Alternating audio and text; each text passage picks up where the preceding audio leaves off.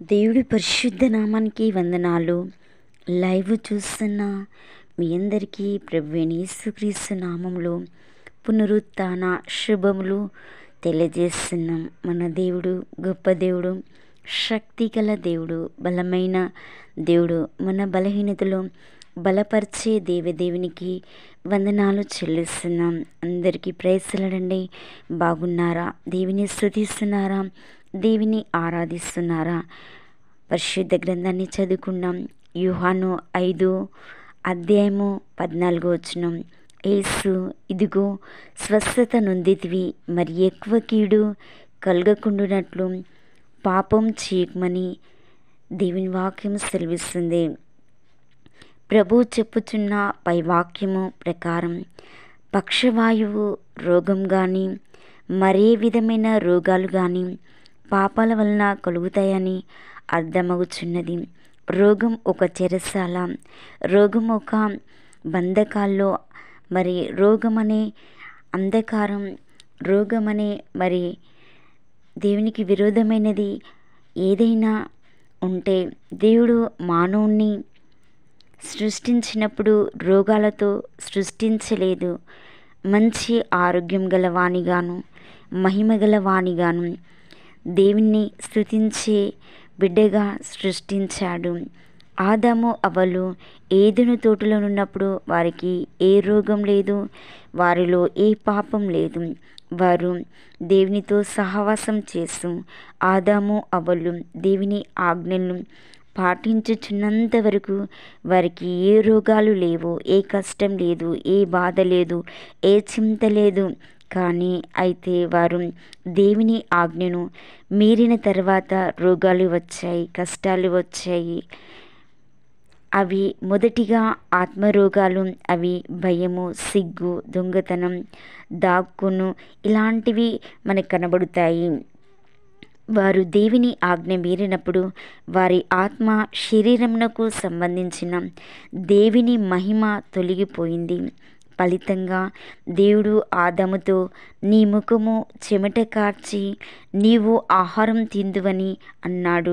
ఆదికాండము 3:19. అంటే అప్పటి నుండి మానవుని ఆత్మకు శరీరమునకు శ్రమలు ప్రారంభమయ్యాయి.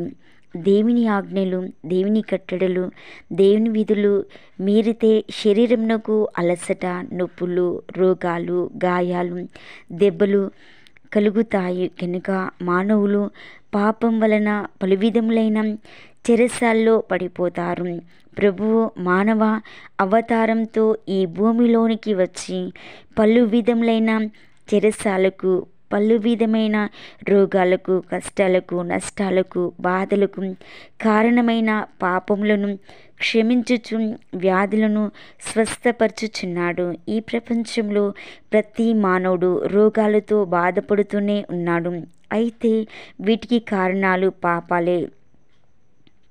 సత్యవంతుడైన దేవుడు, బలవంతుడైన దేవుడు, మహిమగల దేవుడు తన బిడ్డలకు రోగాల వల్ల ఇవ్వడు. ఎందుకంటే రోగములను దేవుడు సాతాను ప్రజలకే ఇస్తాడు. మనము పరిశుద్ధ గ్రంథంలో చదువుకున్నాం. నిర్గమ 15:26 దేవుడు తన ప్రజలైన ఇశ్రాయేలుతో ఈ విధంగా చెప్పుచున్నాడు. మీ దేవుడైన యెహోవా వాక్కును శ్రద్ధగా విని ఆయన దృష్టికి న్యాయమైనది చేసి ఆయన ఆజ్ఞలకు విధేయులై ఆయన కట్టడలన్నిటినీ అనుసరించి నడిచిన ఎడల ఐగుప్తులకు కలగజేసిన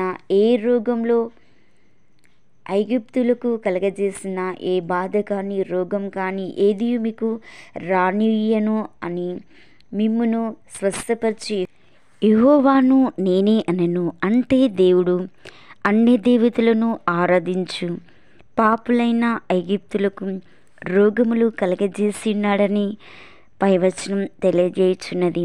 ఐగుప్తులలో దేవుని ఆజ్ఞలు లేవు కనుక దేవుని ఆజ్ఞలకు రోగాలకు సంబంధం ఉంది. దేవుని ఆజ్ఞలను పాటిస్తే ఏ రోగం కానీ, ఏ వ్యాధి కానీ, ఏ బలహీనత రానియనని దేవుని వాక్యం సెలవిస్తుంది. దేవుడు చెప్పిన ఈ వచనంలో దేవుడు రోగములను ఐగుప్తులకు కలగజేస్తానని చెప్తున్నాడు. వారు సాతాను ప్రజలు, వారు దేవుని ఎరిగిన వారు కాదు. వారు నానా విధముల దేవతలను ఆరాధించేవారు కనుక వారికి వ్యాధులు, కలత, కన్నీరు వస్తున్నాయి. వారు దేవునికి విరోధులు. వారు దేవుని ఆజ్ఞలను వ్యతిరేకిస్తున్నారు కనుక నేను వారికి వ్యాధులను కలగజేయుదునని దేవుడు చెప్తున్నాడు. దేవుడు ఇశ్రాయేలుకు అరణ్యంలో 40 సంవత్సరములు నడిపించు దేవుడే వారికి వైద్యుడిగా ఉన్నాడు. అయితే ఒక సమయంలో వారు దేవునికి కోపం పుట్టించినప్పుడు దేవుడు వారికి పైగా తెగులు పంపాడు కనుక వారు రోగాలతో మరణించారు. సంఖ్య 25:9 ప్రస్తుత కాలంలో ఎంతోమంది క్రైస్తవులుగా పిలువబడుచున్నారు, కానీ అందులో క్రైస్తవులు కాదు. ఎందుకంటే బోధకులు సైతం దైవిక స్వస్థతను, దైవిక బలం, దైవిక నడిపింపు లేక